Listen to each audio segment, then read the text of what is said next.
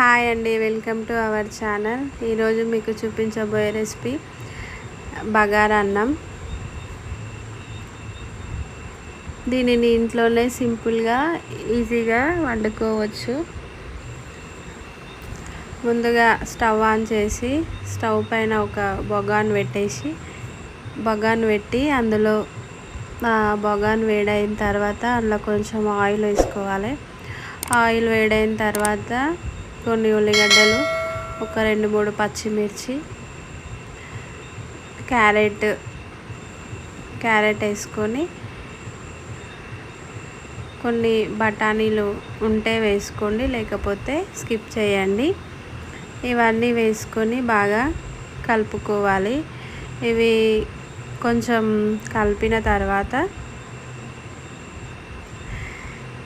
ఇలా ఇక్కడ వీడియోలో చూపిస్తున్న విధంగా కలుపుకోవాలి.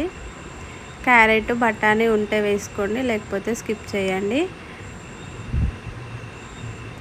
దీనిలోకి బగారా మసాలా మొత్తం వేసుకోవాలి. చెక్క, లవంగ, ఇలాచి, సాజీరా, బగారా ఆకు, కస్తూరి మేతి ఇవన్నీ వేసుకొని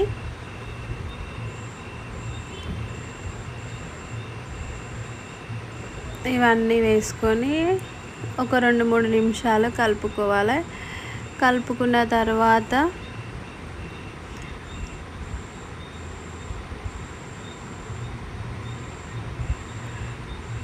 ఇలా అన్ని మసాలాలన్నీ వేసుకొని కలుపుకోవాలి.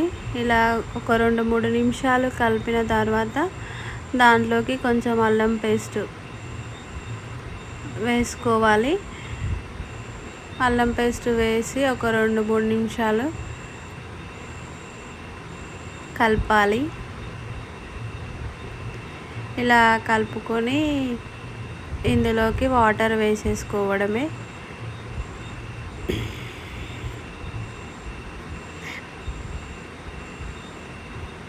నేను ఇక్కడ 2 గ్లాసుల బియ్యం తీసుకున్నా. 2 గ్లాసులకి 4 గ్లాసుల నీళ్లు పోస్తే సరిపోతుంది.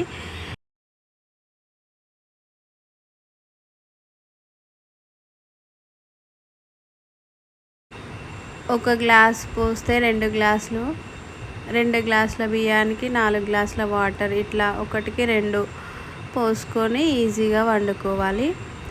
వాటర్ పోసిన తర్వాత అందులో కొంచెం ఉప్పు వేసుకొని, ఇంకా కొత్తిమీర, పుదీనా, కల్లమాకు వేసుకొని ఈ నీళ్ళను మసలనివ్వాలి.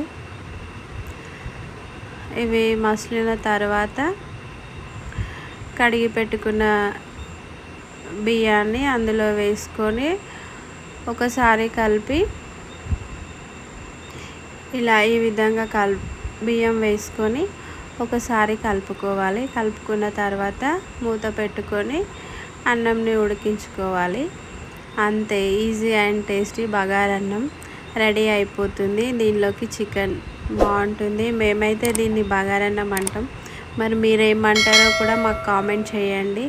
వీడియో చూస్తున్న ప్రతి ఒక్కరూ లైక్ చేయండి, షేర్ చేయండి, కామెంట్ చేయండి. ఎవరైతే మా వీడియోను కొత్తగా చూస్తారో వారు కూడా వీడియోను సబ్స్క్రైబ్ చేయడం మర్చిపోవద్దు.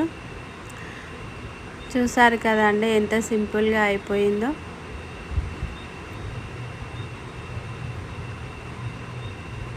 ఇక రెడీ అయిపోయింది బగారా అన్నం. చూసారు కదండి ఎంత సాఫ్ట్గా అయ్యిందో. మెత్తగా అస్సలు కాలేదు, పొడిగా మంచిగా అయ్యింది. Please subscribe.